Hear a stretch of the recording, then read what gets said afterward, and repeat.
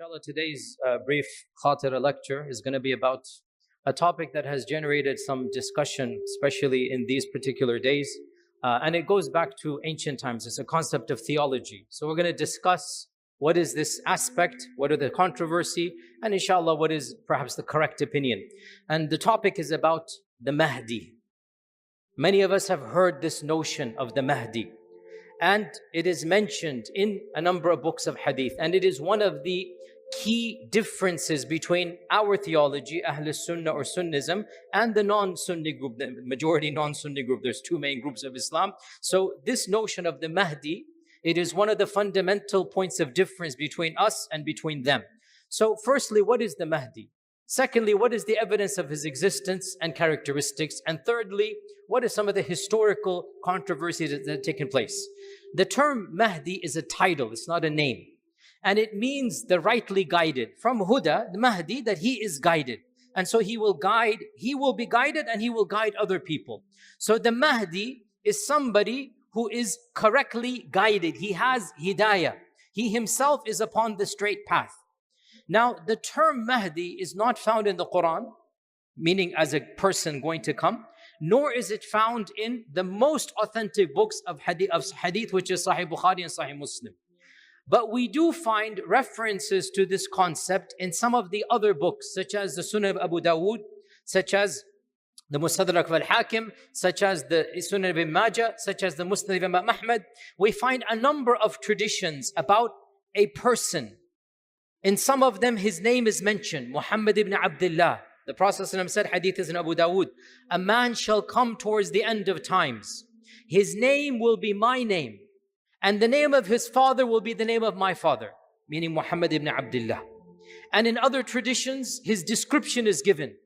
A man shall come with an aquiline nose and a broad forehead. And in other traditions, the time frame will be mentioned. Towards the end of times, a man shall come. In yet other traditions, the conditions of the time are mentioned.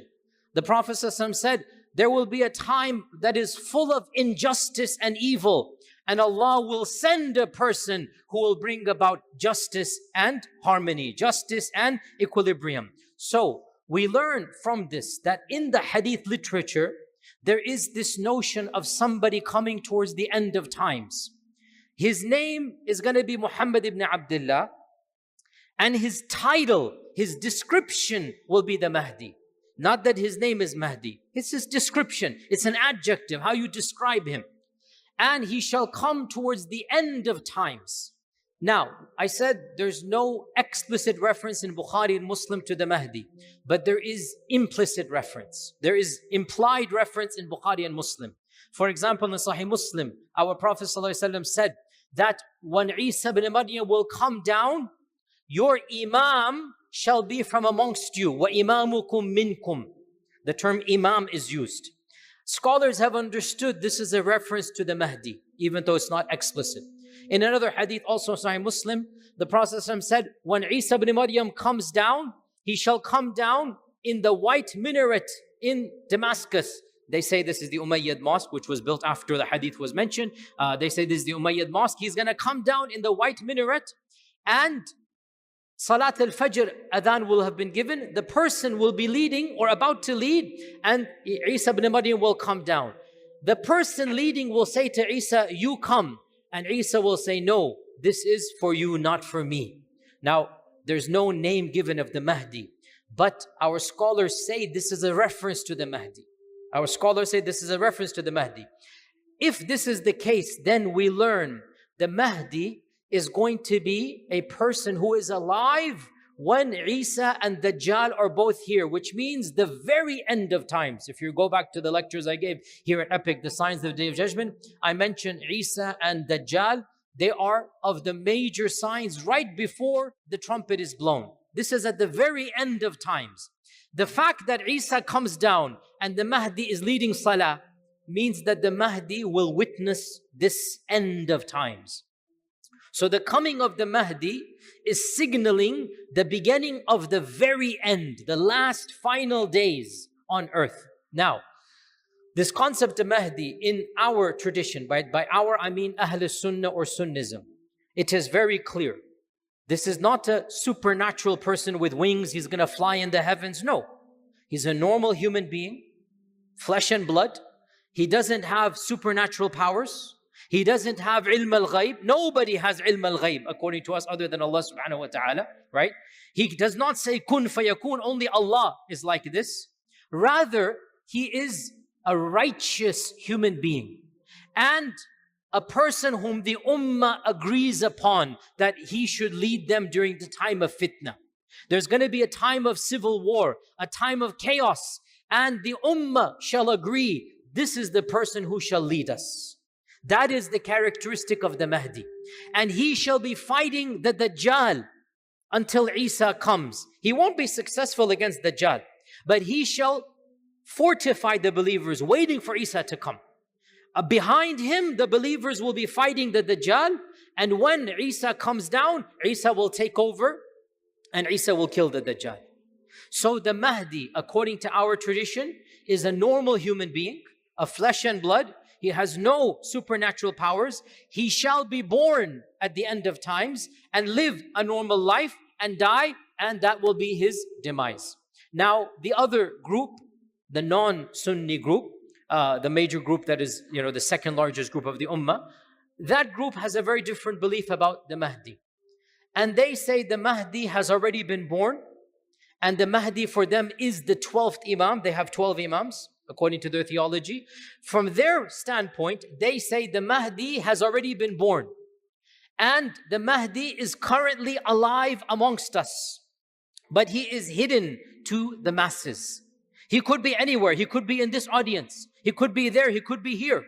He is alive and active, helping the poor and performing miracles.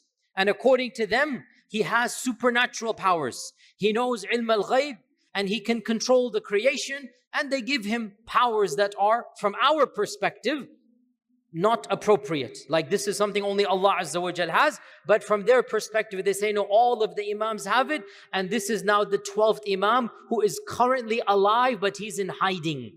They say that the Imam is alive, but in hiding. And when the Imam returns, he's not going to be born, he's already born. He's going to be zuhur, he's going to become apparent. And he will reveal himself, kashf, he will reveal himself. Not that he's going to be born and live no, according to us, the Mahdi is going to be born normal birth, live a normal life. In fact, in one hadith, in the Musnad Imam Ahmad, there's a reference that the Mahdi might not even be pious in his youth, and he will become pious when he becomes older. The phrase is, يُصْلِحُهُ اللَّهُ فِي لَيْلَةٍ. In one night, Allah will rectify him, which means he was not rectified, which means he might have not been the best person. Then one night or something's going to happen and he will become a very pious person. Then people will begin to respect him, and then people shall eventually say, we want you to be in charge. And then the times and the end of times will happen. According to the other group, the Mahdi is currently alive and hidden amongst us.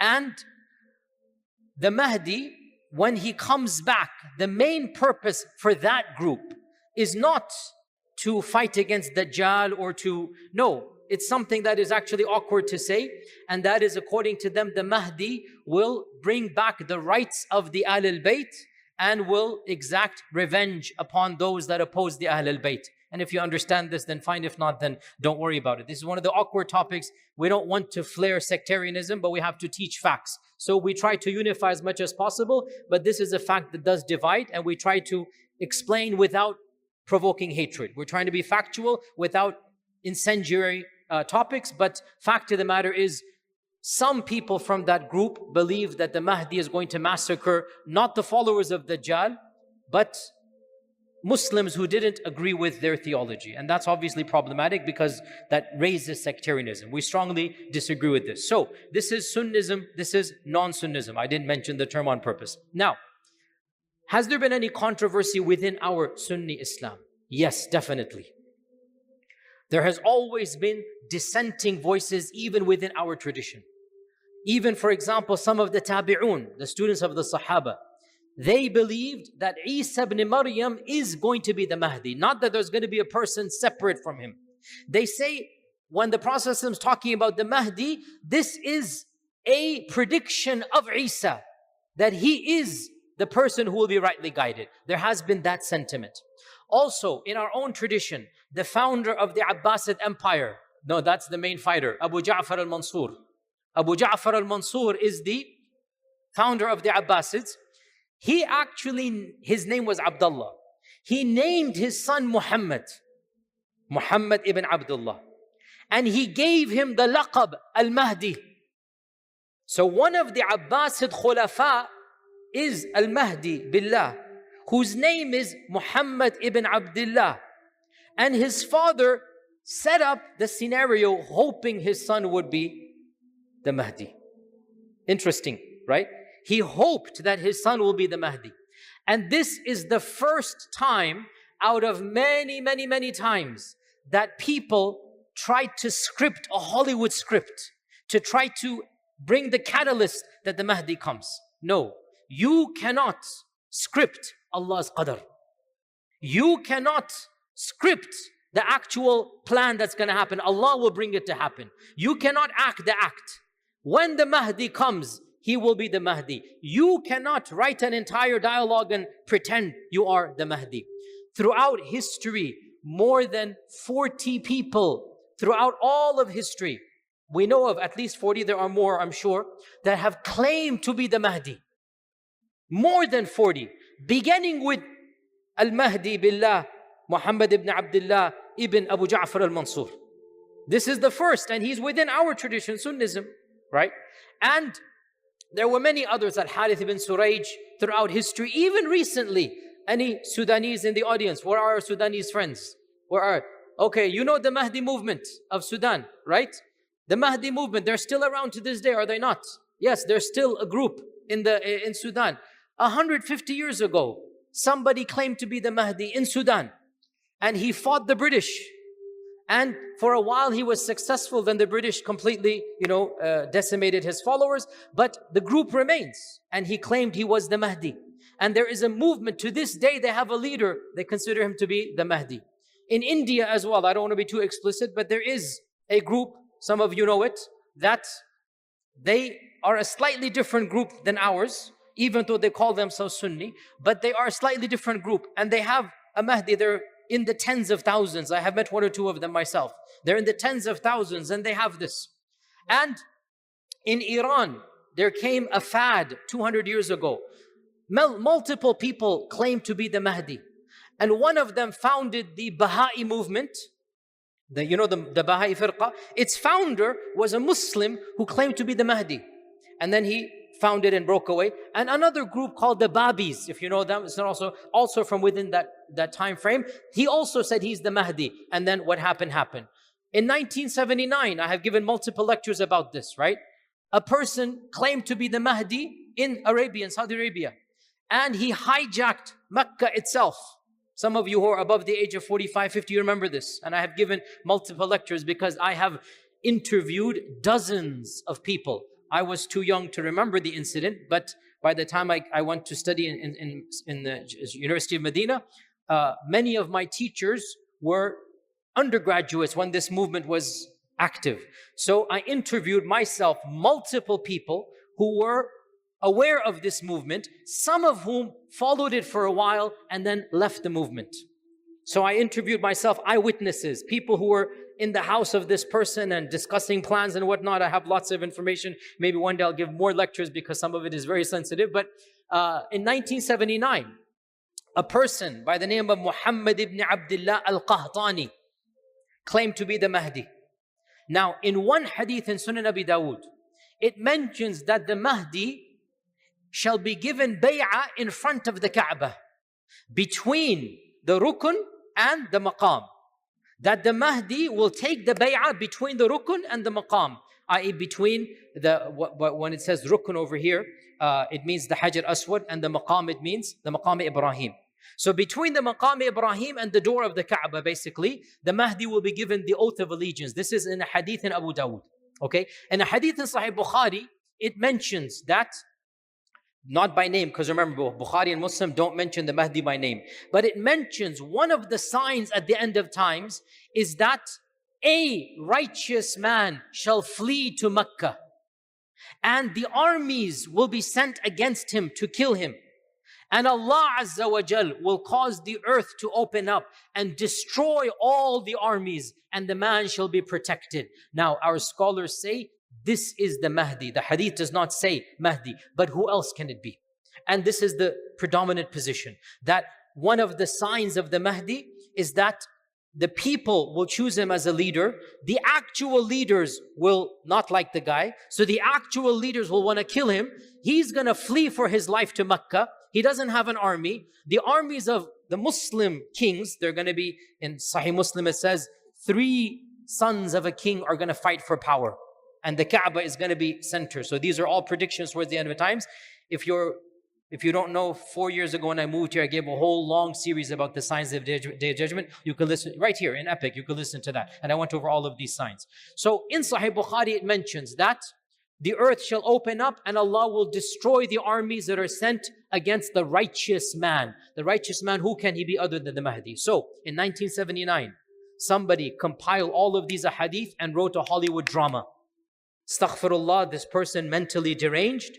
He said, let me hold the Kaaba hostage and let me do all of these ahadith, and Allah Azza wa Jal will send His hidden army and the earth will swallow up the army of this government and I will be safe.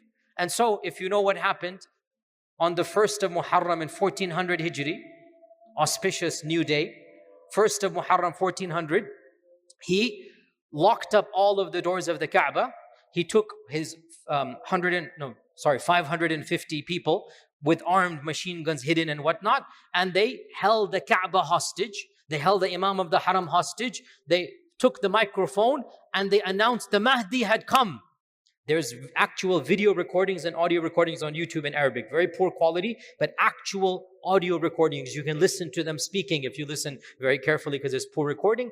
And the man is quoting the hadith of Abu Dawood. The Prophet ﷺ said that the Mahdi will come and he will be given bay'ah between the rukun and the maqam. And here he is. And all of you come and give him bay'ah. You do not take a hadith and make a Hollywood drama out of it. It happens. You do not expedite it. But they thought this is their job. Of course, hundreds of people were killed. Innocent Hujjaj were killed.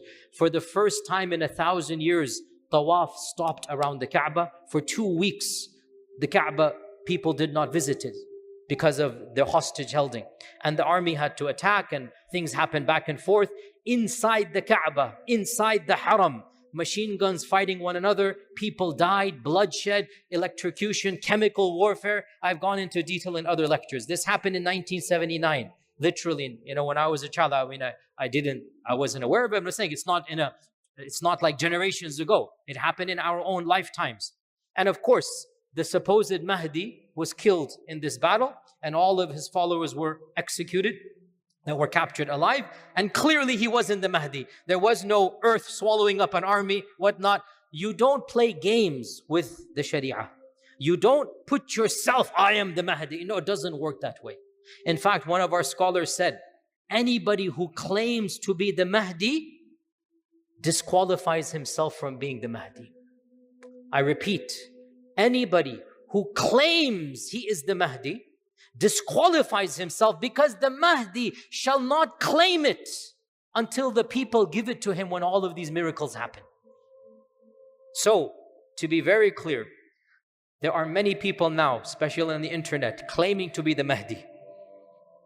Any person who needs to send out tweets and YouTube videos, many of which are fake and AI and whatnot, any person who needs to talk about bizarre dreams telling you he's the Mahdi, automatically disqualifies himself from being the Mahdi. I repeat, no person who claims to be the Mahdi is the Mahdi. The Mahdi shall not claim to be the Mahdi. The Mahdi will be a righteous person. He will run away from power, run away from fame. The people will love him. The people will respect him. The governments will want to kill him. He's going to run for his life to the Kaaba. Then when you see that miracle happen, then you know this is the Mahdi. Until that happens, no, we do not directly get involved. One final footnote here.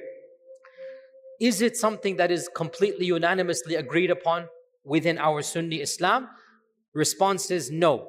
the vast majority of ulama say yes, there is a concept called the Mahdi. But throughout history, there have always been some ulama, minority, but they have been there. Ibn Khaldun, for example, said all of the ahadith of the Mahdi, they are weak. And another scholar of the 70s, a great scholar, the chief judge of the state of Qatar, Abdullah al-Mahmoud, Sheikh Abdullah al-Mahmoud. He is actually one of the contemporaries of Sheikh bin Baz. He's a student of Muhammad ibn Ibrahim. He's coming from definitely the mainstream, hardcore Sunni tradition. He's not an outsider. He was a very core, defender of the idea there is no Mahdi in Sunni Islam. He said, and he's coming from Sunnism, that the concept of Mahdi is imported from the non-Sunni group into Sunnism, right? Interesting anecdote. He said this during the time of this incident in Mecca. And he was very public about this. These people are all wrong because there is no concept. And he said it in a public conference. In that conference were great scholars. Sheikh Al-Albani, if you know his name. Sheikh Yusuf Al-Qardawi. Sheikh Muhammad Al-Ghazali, if you know his name. All of these people were in that conference. Now, Sheikh Abdullah Al-Mahmoud was senior to them in age. And he made a blunt statement. La Mahdiyyata fil Islam. This is something that has come from the non-Sunni group and infiltrated our Sunni books. All of the ahadith of the Mahdi, according to him, are weak and fabricated. Sheikh Al-Albani said, I want to have a debate with you. As a young man at the time, or middle-aged man.